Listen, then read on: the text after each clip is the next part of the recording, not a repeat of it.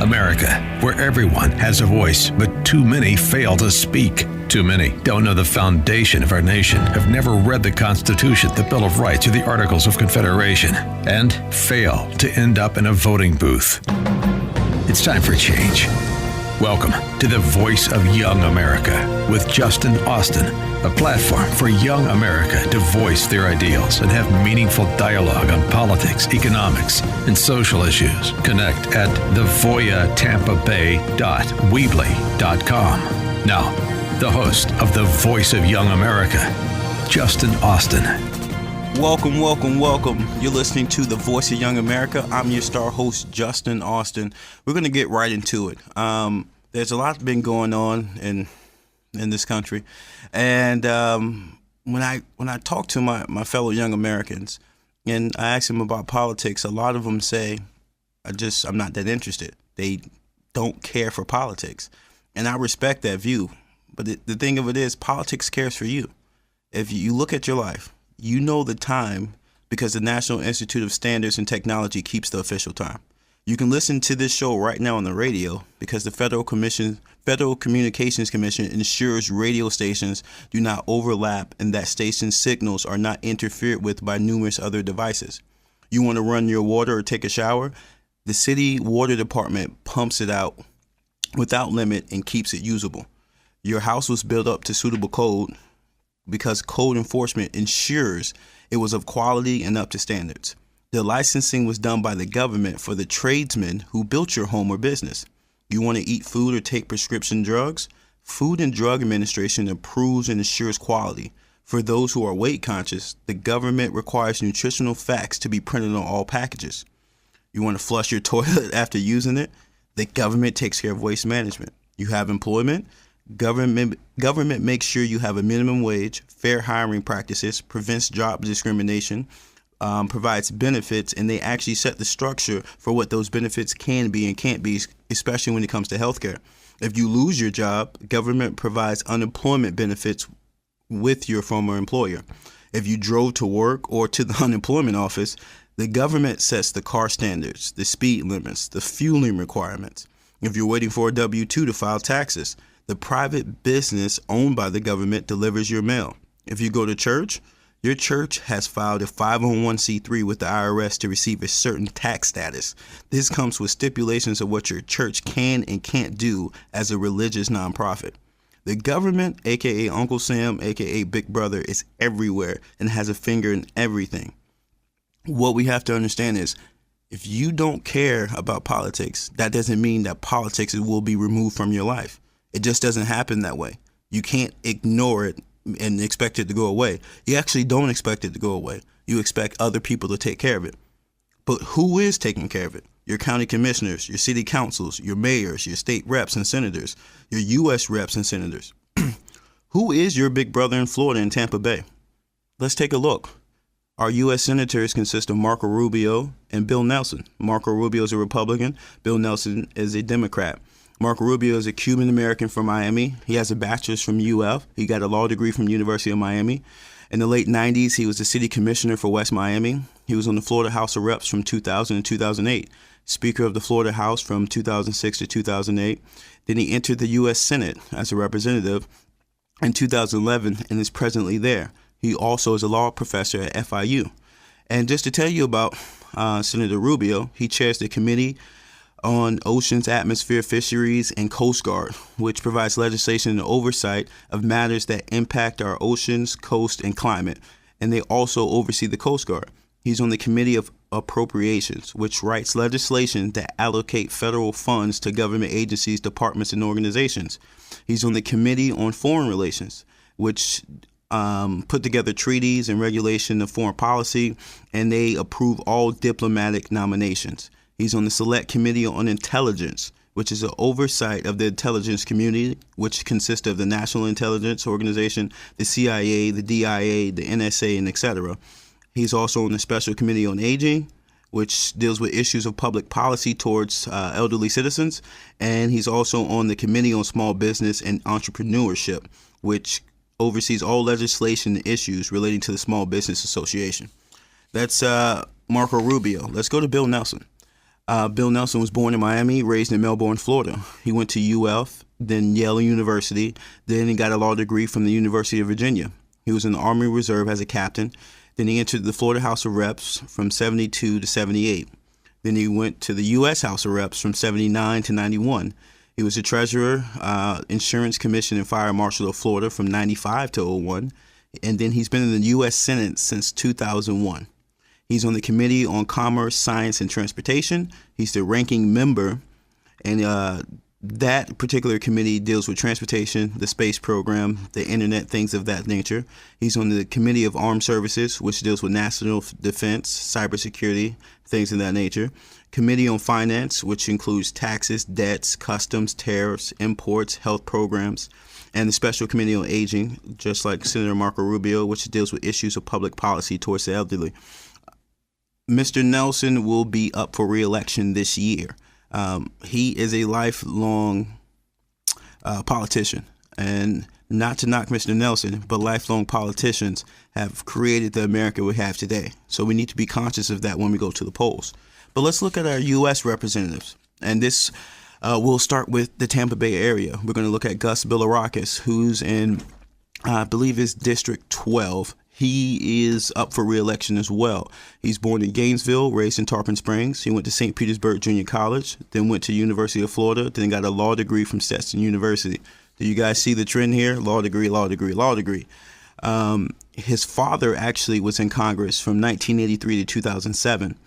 He entered into the Florida House of Reps in 1998 to 2006, and when his dad retired in 2007, he took his dad's seat in Congress. So he's been in Congress as a United States representative from 2006 to present day. He's on the Committee of Energy and Commerce, which includes the healthcare system, technology, and consumer protection. Consumer protection consists of those policies and regulations that deal with what the fuel requirements and the speed limits. That's a part of consumer protection, if you didn't know. And he's also on the Veteran Affairs Committee, which has oversight and legislation over Veterans Health Administration, education, employment, and training of veterans.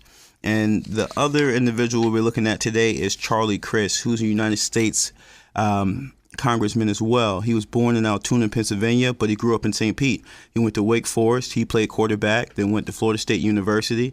He went on to get his law degree from Samford University. He entered the Florida Senate in 1992 to 1998. He was the Education Commissioner of Florida from 2001 to 2003. Then he became Attorney General of Florida from 2003 to 2007. He was then elected Governor of Florida from 2007 to 2011. And then he entered to the U.S. House of Reps in 2017 to present day. To give you a little background, Mr. Crist was a Republican up until he finished being governor. And then he ran for the Senate, lost to Marco Rubio, but he couldn't win as a Republican, so he went to the other side. And now I can't tell you if he's a libertarian, I can't tell you if he's a Democrat, I can't tell you if he was a Republican. But when he was a part of the party, he was a rhino, Republican in name only. He's on the House Committee on Financial Services, which is financial institutions, consumer credit, monetary policy, and includes trade, oversight, and investigations. And he's also on the House Committee on Science, Space, and Technology, which covers environment and space. The reason that I wanted to highlight these individuals, because we talked about the fact that politics cares for you, always. And the reason that people are able to fall asleep when it comes to what's going on politically is because they have representatives. So while you're sleeping, your representative is supposed to be representing you. But are they really representing you? You have to be informed about who represents you. You need to be informed about how they represent you. It's very important. If we don't hold our representatives to the fire, their feet to the fire, that means they can do whatever they want to. I went on to say that Mr. Nelson has been a representative of Florida in some way, shape, or form since 1972. It's 2018. His track record is quite interesting. I'm not going to go through every vote he's made, but you guys should check it out. If you go to Votesmart.com, you can get his political positions and the political positions of any representative. If you went to congress.gov, you can see the bills they've sponsored or co-sponsored. You can also go to the senate.gov, house.gov, and also check out ontheissue.org. These are places where you can get information about what your representative has been doing. What has Bill Nelson done for Floridians, for the country since 1972? Has he actually made a better Florida? Has he made a better Tampa Bay? Has he made a better America? We need to be asking ourselves that. We can't just keep going to the polls and looking at names and saying this one looks the best, because that's what people do. Who is doing the research behind these candidates? People say, I don't have the time, but you have the time to watch the football game. You have the time to watch the basketball game. You have time to go to your son's soccer practice. And of course, those things are important. But what's more important? To know who is creating the laws that regulate how fast you can go on the roads, how you can build your home, how you can flush your toilet, when you can take out your trash, who picks up your trash, how they do the waste. The American government is so involved in the lives of its citizens, it's almost ridiculous. But we've allowed it that way. We allow people to represent us and fall asleep on what they do until our taxes are too high or some major problem occurs. We have to be vigilant when it comes to our rights, when it comes to the health of our country. Last week, we spoke about the fabric of America. The fabric of America is composed of the government. That's a huge thread in that fabric. We're not holding these people accountable. And if you look at that thread, it's been deteriorating and deteriorating and deteriorating. Our leaders, just turn on the TV. Our leaders right now are just spewing evil, spewing just division and deception. Nancy Pelosi is saying that it's hate speech in Donald Trump's State of the Union. Donald Trump did not speak anything of hate. I wasn't enthralled by everything he said, but he wasn't preaching hate. That's not the case. And why would you even want to pass along that message? Wherever Nancy Pelosi is from, they keep electing her every single cycle. Why? Because she has name recognition, because you know her, or because she is a great candidate to lead our country? I disagree, but if you agree, you need to know why you agree. You need to know why this person represents you. You need to start doing candidate profiles. I'm going to help. I'm not going to form your opinion on the issues, but we should know what these guys have been doing. You should know if Bill Nelson actually represents you. If a man has been a representative since 1972 and it's 2018, we should know a good deal about him. Of those who are listening, how many people can say they know who Bill Nelson is and they know at least 3 bills that he's passed that benefits America or benefits Floridians or benefits the Tampa Bay area? But most people can't. You have to hold yourself accountable first, then hold them accountable, and then we can have a better America. We need to know who represents us. One of the things that was very important in the founding of this country is to make sure that the representatives did not become like royalty. And one of the ways to do so is to make sure every election cycle we had people who represented us, and it was from the people that these people were elected. I mean, Charlie Crist, of the people, yeah, he grew up here in St. Pete, went to St. Petersburg High School and all these things. But is he really of the people? In the last 10 years, he's flip-flopped through 3 parties. No one's holding his feet accountable to the fire because people wanted to vote for Charlie Crist because they didn't like the Republican. But the thing of it is, if you cultivated a candidate, you wouldn't have these problems. If you're out there volunteering and campaigning for a candidate, we wouldn't have these problems of people switching parties because we would be holding them accountable. Charlie Crist would not be in office if we held our representatives to the feet to the fire. Hopefully we can have Charlie on. Hopefully we can have Bill Nelson on. Hopefully we can get Senator Marco Rubio on or Gus Bilirakis. I've reached out to all of them, and hopefully in the coming weeks we can put them on. This is the voice of young America, and we're going to talk about what young America needs and what America needs as a whole, and what we need are representatives that represent us and not become comfortable on the steps of the Capitol, because it's extremely comfortable up there if you guys haven't realized. 72 to 2018, Bill Nelson shows you is quite comfortable. We'll be right back. I'm your star host, Justin Austin.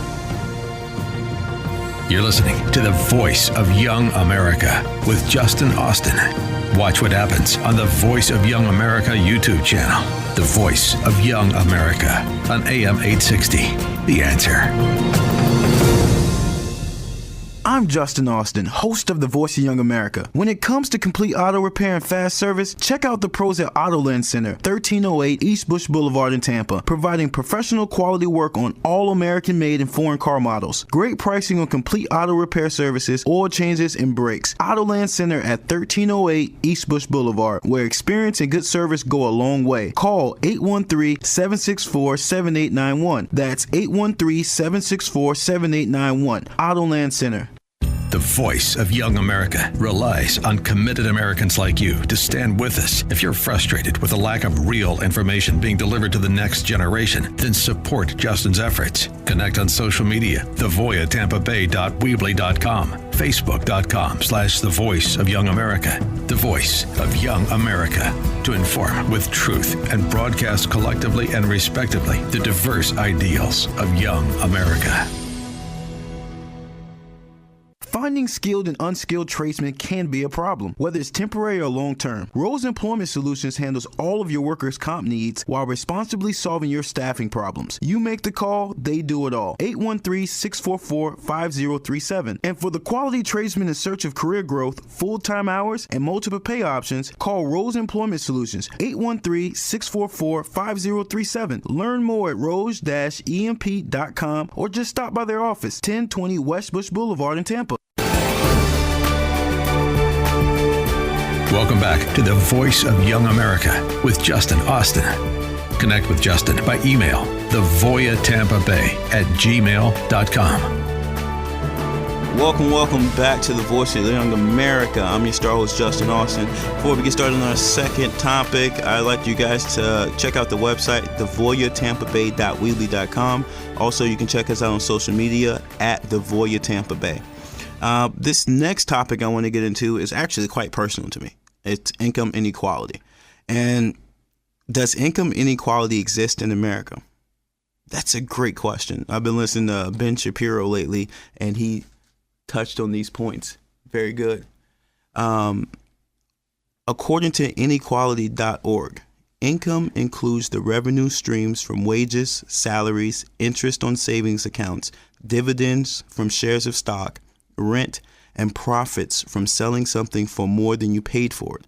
Income inequality refers to the extent to which income is distributed in an uneven manner among a population. In the United States, income inequality, or the gap between the rich and everyone else, has been growing markedly by every major statistical measure for some 30 years. One thing I want to put out, it says income is distributed. Something we got to really think about.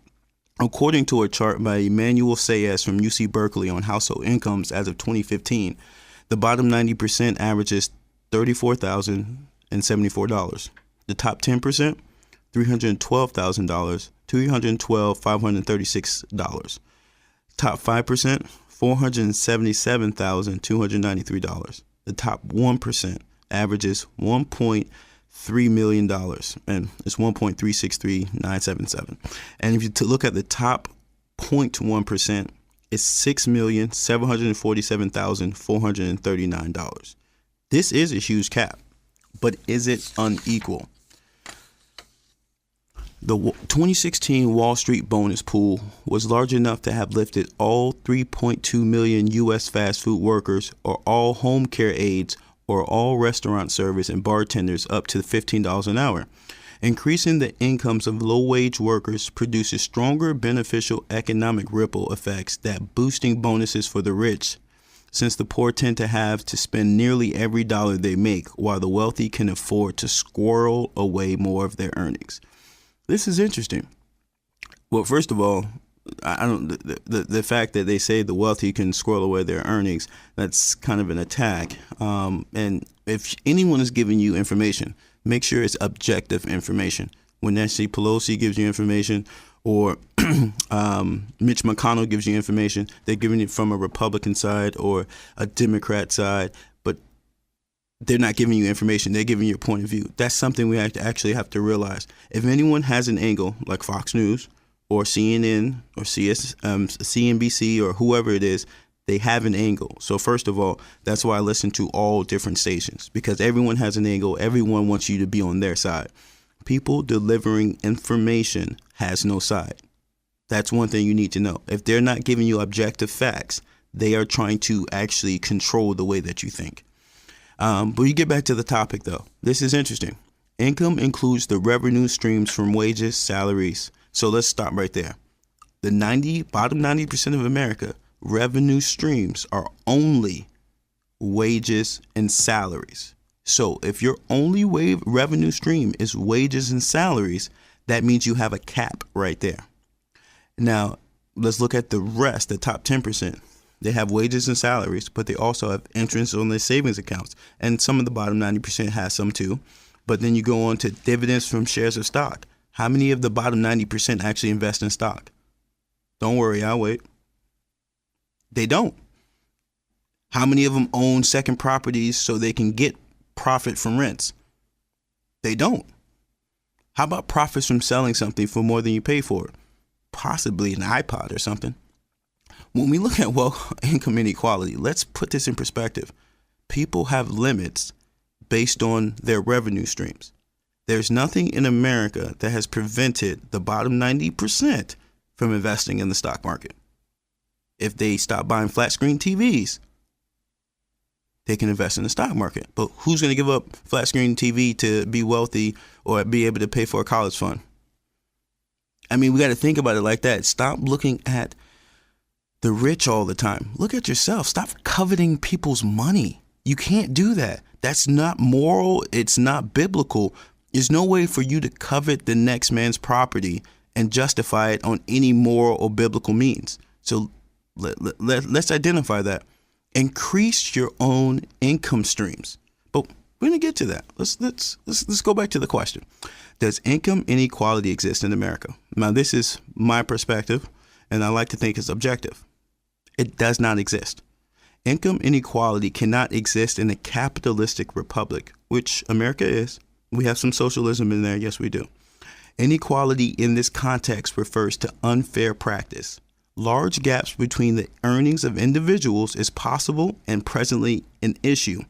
The occurrence of a single event can be laid at the hands of an individual or a few, but a systemic problem cannot be attributed to one individual or group, at least not in a capitalistic republic. Why? The first reason, the function of a republic is repugnant to inequality. And the reason why I say this is, take slavery. Was it morally wrong? So much so.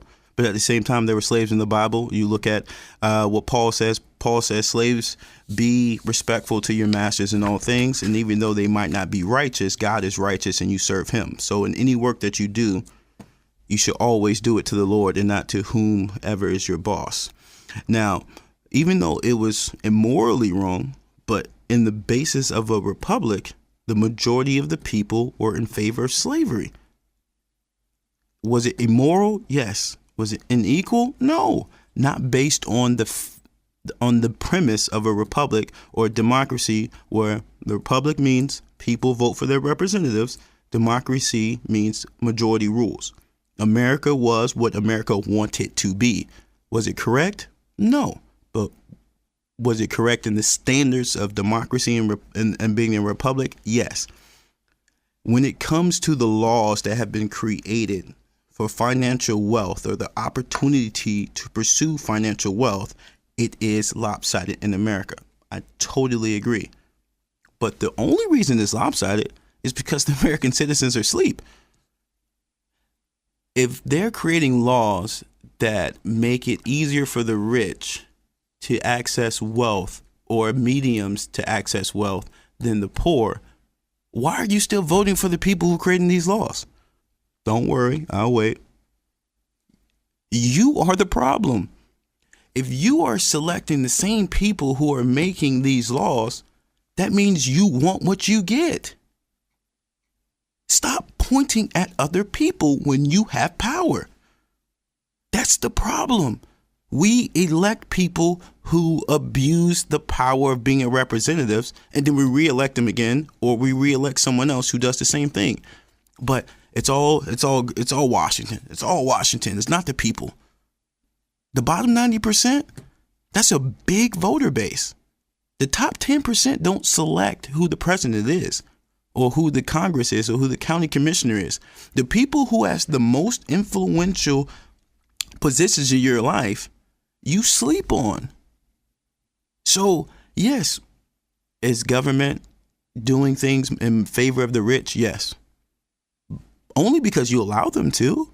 Because you keep getting people who actually don't even represent you. How many people can say Gus Bilirakis represents them in Tarpon Springs or Pasco County or Hernando, because District 12 is spread out? District 13 is St. Pete. How many people feel like on the south side of St. Pete, it's very blue? It's Democratic. So how many people in Southside St. Pete right now can raise their hand and says, Charlie Crist represents me? But you won't say that. But at the same time, Republicans don't like poor people. Well, Democrats do. Well, what are they doing for you? I digress. Let's get back to the point. Representatives are creating legislation in a lopsided manner, and they're still being elected. And they're being elected by the people who are actually losing out. I can't feel bad for you. I can't. If you are not trying to increase your own life by doing the right things by you and your family, how can I have empathy for you? If you are electing the same person who made laws that keep you in that same spot, how can I have empathy for you? I don't. I have empathy for people who make effort to be informed and to be active. The second point, capitalism rejects the premise of the question. Capitalism treats all salaries equal. The market has to support business practices. So let's take an example, Bill Gates. Bill Gates came up with the Microsoft software. When he came up with the Microsoft software, he had to come up with a price. How did he come up with the price? The cost of production, the cost of distribution, the benefit to the consumer, and the profit that he wanted to gain. If he put out a product at $10 and the consumer said, no, it's not worth $10, Bill Gates has a couple of options. He can drop the price, make less money. He can figure out a way to bring down production costs and distribution costs and still make the same level of profit. He can pull the product off the market, or he can only sell to a certain amount of people who feel like it's a benefit at $10. The market has to respond to what they're doing. Take bonuses of Wall Street. They say, oh man, they're getting all these bonuses. These bonuses there was some for the 3.2 million U.S. fast food workers and brought them up to $15. The market supports the bonuses. Wow. The market supports the bonuses. Who's the market? The consumer. If you look at all these people who are considered the top 10%, top 5%, top 1%, everything that they do to make money, usually the end customer is the average American citizen. Some way, shape, or form, when you boil it all the way down to the bottom of it, the customer is the American citizen who's in that bottom 90%. The customer, this is very interesting. Let's talk about the bottom 90%. And I'm not picking on anyone, but we're talking facts. So let's look at this. You get a paycheck on Friday. What do? You pay your bills. After you pay your bills, you'll go out to eat. You'll go out and purchase something. Or you might have some addiction or some habits that you have, so you'll go put money on that. You don't go into the stock market. You don't save. You don't spend. But you're supposed to have as much money as Bill Gates, but you don't take the money that you make and invest it or save it so you can get interest, compound interest, or investments. Invest in, Bitcoin was, 2 years ago, anybody could have bought Bitcoin, but people weren't looking at it. So those who were looking at it are millionaires now, just off Bitcoin alone or Ethereum. What I'm trying to say is, if you don't take you can take $5 a day. That's $35 a week. If you took that $35 a week and you put it into an IRA, or if you put it into the stock market, if you put it to a savings account, what can you have in 10 years? People on Wall Street think about that. People in the 90% don't, because you know what they say? Oh, that's not for me. Well, stop watching Bill Gates' money. That means that Bill Gates' money is not for you. That means Wall Street bonuses are not for you. If you feel like the stock market is not for you, don't be talking about how much money somebody makes in the stock market. That's ridiculous. But Nancy Pelosi would tell you, no, that's fair. That's just. One of the things we notice in inequality.org's description of income inequality, it says distributed. Capitalism is not distribution. Capitalism is putting out a product and the market saying the product is worth it and they're paying for it. The biggest point that I want to make is that Sam Walton started Walmart and Sam's Club, but he started with one grocery store. And then now Walmart's one of the biggest employers in the whole world, if not the biggest employer. We pass by 5 mom and pop shops to go to Walmart. We won't invest in the local economy. We'll invest in Walmart. But at the same time, we want to know how Sam Walton's family is on the top of the Forbes list. Because you give all your money to one person. You skip over small business and you give your money to big corporations. But then you want to know why these corporations are so rich. Stop being the victim. You have been complicit in government creating lopsided laws. You've been complicit in making sure Bill Gates, Warren Buffett, Sam Walton's family are extremely wealthy. Because when you get your dollar, what do? You go to Walmart. You don't go to Bill's Electronics. You don't go to Fran's Flowers. You go to Walmart. You are making these people rich, and then you get mad because they are rich. That's the most ridiculous thing. There's no such thing as income inequality. Now, is there unfair practices? Yeah, it is. But the biggest problem is that Americans aren't owning up to their responsibility. Once again, we're here to present the facts. This is the Voice of Young America. I'm your star host, Justin Austin. We'll be back. You're listening to the Voice of Young America with Justin Austin. Connect with Justin at thevoyatampabay.weebly.com. The Voice of Young America on AM 860. The Answer. The Voice of Young America relies on committed Americans like you to stand with us. If you're frustrated with the lack of real information being delivered to the next generation, then support Justin's efforts. Connect on social media, thevoyatampabay.weebly.com, facebook.com/The Voice of Young America. The Voice of Young America, to inform with truth and broadcast collectively and respectively the diverse ideals of young America. Finding skilled and unskilled tradesmen can be a problem, whether it's temporary or long-term. Rose Employment Solutions handles all of your workers' comp needs while responsibly solving your staffing problems. You make the call, they do it all. 813-644-5037. And for the quality tradesmen in search of career growth, full-time hours, and multiple pay options, call Rose Employment Solutions, 813-644-5037. Learn more at rose-emp.com or just stop by their office, 1020 West Bush Boulevard in Tampa. I'm Justin Austin, host of The Voice of Young America. When it comes to complete auto repair and fast service, check out the pros at Auto Lens Center, 1308 East Bush Boulevard in Tampa, providing professional quality work on all American-made and foreign car models. Great pricing on complete auto repair services, oil changes, and brakes. Auto Lens Center at 1308 East Bush Boulevard, where experience and good service go a long way. Call 813-764-7891. That's 813-764-7891. Auto Lens Center. Welcome back to the Voice of Young America with Justin Austin. Connect with Justin by email, thevoyatampabay@gmail.com. Welcome back to the Voice of Young America. I'm your star host, Justin Austin. Before we get into the next topic, I want to start with the moment of truth. The moment of truth for this week is about what makes America great. And the truth of it is, and let's identify what truth is. Truth is the conformity to reality. What made America great is its people, the heart of the people. When you go back to the 1800s with the barons of that time, Carnegie, you got Pierpont Morgan, you got Rockefeller. These guys really built America. If you look at 3 or 4 guys in the 1800s, what we have today has been built by these guys and the people that were behind them, and what was in them to spur this innovation was their greed, was their want for a better life, their want for upward mobility. But the hearts of men it's the reason why society is great, and it's the reason why society fails. That is the truth. If you want to know how to make America great, look at your own heart and what's in it.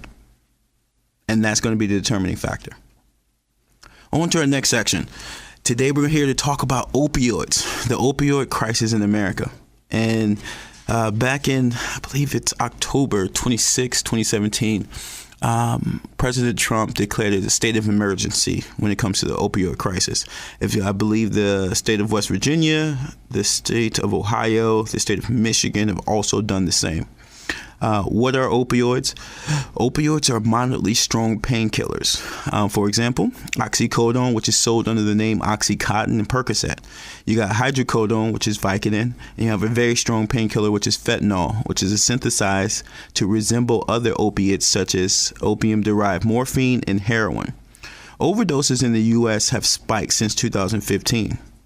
And if we look at the buildup from 1999 to 2008, overdose death rates, sales, and substance abuse treatment admissions increased substantially, according to CDC.gov.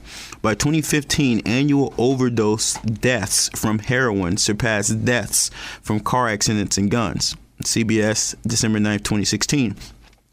Drug overdoses have become the leading cause of death of Americans under 50. 2/3 of those deaths were from opioids, which that comes from the New York Times, June 5th, 2017. In 2016, the crisis decreased overall life expectancy from 78.7 to 78.6. This mostly affected men, which went from 76.3 to 76.1, according to the Washington Post on 12/29/17. I could give you facts all day long about opioids. To look at some of the history, though, you look at Vietnam, when the soldiers were in Southeast Asia getting hooked on heroin, and they came back and there was an explosion then, the overdose deaths weren't that high. If you even go back, heroin was legal. Not heroin. Cocaine was legal in America for a good deal of time. I think it was like 30 years until they considered it a class 2 drug, a schedule 2 drug back in 1924 with the act that they put forth. Bayer, who actually makes aspirin, used to sell heroin. Not heroin, but cocaine. It's very interesting. A lot of these things in the opioids, when the opioids hit the market, they thought it was a wonder drug. They were like, wow, this thing cures so many ailments. But after 20, 30 years, they start seeing the addiction. And it started getting worse. So, of course, the government came in, and when they label something as Schedule 1 or Schedule 2 drug, it's for different purposes. But basically, they're taking it off the street and outlawing it and criminalizing it. And some things can be sold by, of course, prescription, and the rest of it's just bad news bears. When we look at the growth of opiates in America, it's something that affects the whole world. It's just not an American problem. But in the last 2 years alone, the use of fentanyl and the overdose deaths have increased by 540% since 2015. Most of the overdoses that we are hearing about is because of fentanyl. Mostly all of them are due to fentanyl. And let's be clear about what's going on there. Fentanyl it says you can be purchased in China or Southeast Asia for about I forgot their amount, but from $3,000 to $5,000, and then you can come to America, make $1.5 million off that pound of fentanyl or whatever the size is. So first of all, you can buy it cheap and sell it a lot, but fentanyl is so powerful that more than the drop will basically kill you. What people are dying from is not just dying from heroin. They're not just dying from Vicodin and Oxycontin and Percocet. They're dying from these things being laced with fentanyl. And the users don't even know it's being laced with fentanyl. So that's where the real deaths are coming from. I saw a thing with Senator Elizabeth Warren. She filed a complaint with the Government Accountability Office against President Trump's administration. He declared that it was a state of emergency back in October, but they're saying there has not been significant action taken since he's declared it. So they want to hold him accountable. So they filed a complaint with the GAO. There's no drug czar right now to lead the drug administration. There is no, I think they're still working on a new head for the DEA, which is the law enforcement branch, to deal with these things. Now, I totally agree with Elizabeth Warren that things need to be done. And what they really want to see is that the DEA gets a new head, the drug czar gets a new head, and funds are allocated to help. But what's really going to help the opioid crisis in America? First of all, fentanyl needs to be removed because obviously that's what's causing a lot of deaths. But people are getting hooked on Percocet, oxycodone. If you look at in the Tampa Bay area, I think it was back in 2009 to 2011, they did so many drug stings on what they call pill mills, places where you can go and get a prescription. And most of the time, people are lying about it, whatever. But these doctors, they see you for $200 to $400. They'll see you, and then they'll prescribe you medication, and then you can go get a 90-day prescription, which people just sell on the street or abuse and use. All these drugs are addictive, all of them. When you look at it, Percocet, extremely addictive. When I was in high school, mind you, I'm 30 years old. I graduated in 2005. When I was in high school, I heard kids started using, Oxycontin. And then I started hearing kids about using ecstasy. And then kids would die because some of the ecstasy is mixed with different things. And some of them, what they call a bad roll, and they would just overdose from it. I didn't really hear about the overdosing on like Percocet or Oxycontin because there was no fentanyl lace and things of that nature. But they are addictive. Kids went from popping the pills to snorting the pills to injecting the pills. And this ruined lives. The opioid crisis is not really because people are dying. I mean, that's the reason it's on the news. People are talking about it because people are dying. But opioids have been ruining lives and ruining families for a very long time. We had to wait for people to start dying to actually declare a state of emergency. In 2016, over 60,000 people died from overdoses. In 2017, I believe it was 64,000. And they think that 650,000 people will die from overdoses over the next 10 years if this trend continues. What's the real issue? Is it just banning fentanyl? Is it taking opioids off the market completely, even though they do wonders for pain release? That's the real question. The real question is not how do we stop people from dying, because we know what the real problem is. It's prescription pills get you addicted, and then you go further and further on. So people have pain. Do we not prescribe them opiates? I don't have the answer. I mean, I don't know who does. If you ask me, we need to find a different way. People say you have kratom, you have methadone, and you have what they call Suboxone. These are things that help fight the addiction, to help you get off of them. Kratom has almost been outlawed because it's not sold through prescription or anything. It's a herb that most people crush into a tea. We know what methadone, and methadone has been kind of overtaken by Suboxone, who's supposed to, it goes to the same receptors as the opiates do, but people are getting hooked on Suboxone. People are getting hooked on methadone. So the things that people use to actually get these people off of the drugs are becoming addictive as well. So it's a recurring cycle. Opiates, opiates, opiates, opiates. It's going to the same receptors. America has a huge problem, and the rest of the world does too. Opiates is a very huge problem because of the fact that people are dying, but it's been destroying families for decades. Don't be misled about what the issue really is. The issue is America sells drugs to people to help them relieve pain, and the drugs they're selling becomes addictive, and it becomes addictive to the point where people can't function without them. Talk to your local representative. Figure out what he thinks should be done. Have him hold a town meeting about opioids in your area. I know it's huge down here in Tampa Bay area. It's been huge for years. Pill mills have been huge for years. This problem won't go away. It's only going to get worse. I want to introduce you guys to Pastor Valdez and Brother Richard from Bell Shows. They're doing a benefit concert for Puerto Rico. It's called We Haven't Forgotten.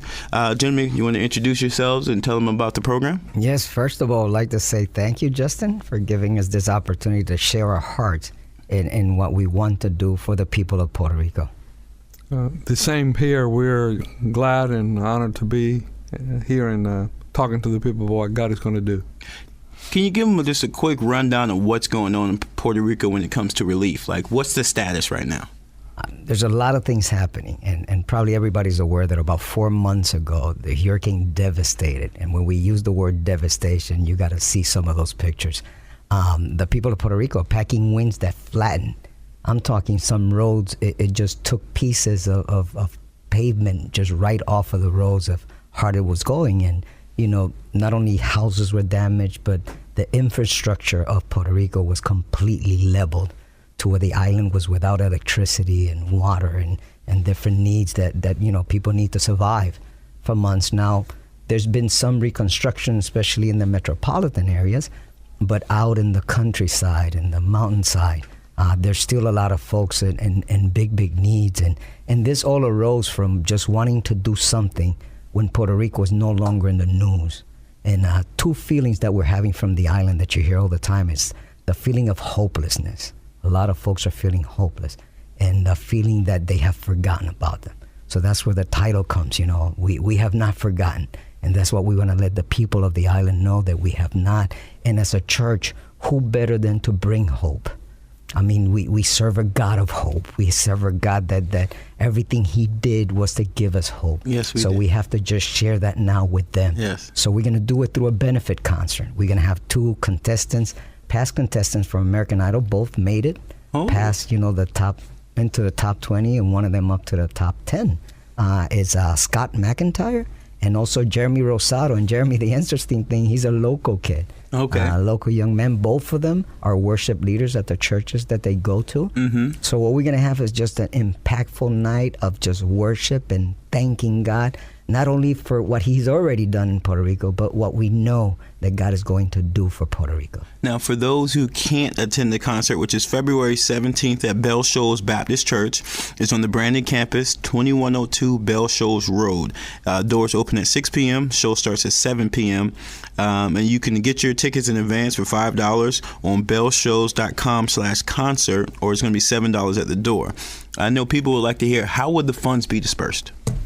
We are part of a large denomination which is called Southern Baptist, and one of our agencies has the responsibility when hurricane takes place for them to be boots on the ground. Mm-hmm. And so that agency is heavily invested in Puerto Rico, and 100% of the funds goes to that agency in order to deliver it to the people. Okay. I know recently I saw something on the news, actually it was this morning, about, I believe it was FEMA, actually bringing funds back to Puerto Rico for the needed help. What made you guys, I mean, what was the real, like, I know you guys have your heart out for them, but what was it that really just moved you to put this concert together?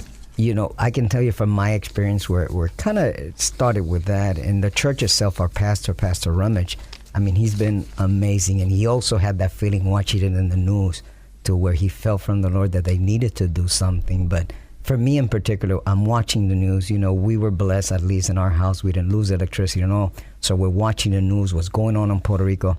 Took us about a month almost to be able to contact our families there, just missing out, you know, not knowing what was going on. Nehemiah, reading the book of Nehemiah, that first chapter, when he heard about the destruction, knowing what happened, I felt the same thing. Brought it to the church. A lot of us felt the same way. And that arose that we would not forget about Puerto Rico. All right. Well, folks, let's just take one quick second just to appreciate the fact that we have so much love in this world when it comes to devastation. We have so much love going out to the people who have been hurt by a lot of these catastrophes that have come up late, and especially in Puerto Rico, and we can name so many other places. Let's just be conscious of what's going on in the world, and that we are a people united, regardless if it's Asia or America. We need to reach out and love one another. Check out the concert. Puerto Rico, we haven't forgot. February 17th at Bell Shoals Baptist Church, 2102 Bell Shoals Road. You've been listening to The Voice of Young America. I'm your star host, Justin Austin. Check out our website, thevoya.tampabay.weebly.com. Social media, The Voya Tampa Bay. You've been listening to The Voice of Young America with Justin Austin. The Voice of Young America relies on committed Americans like you to stand with us.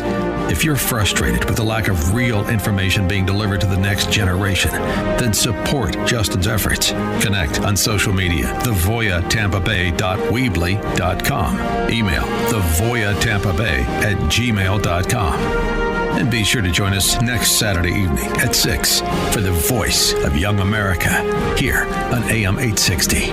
The Answer.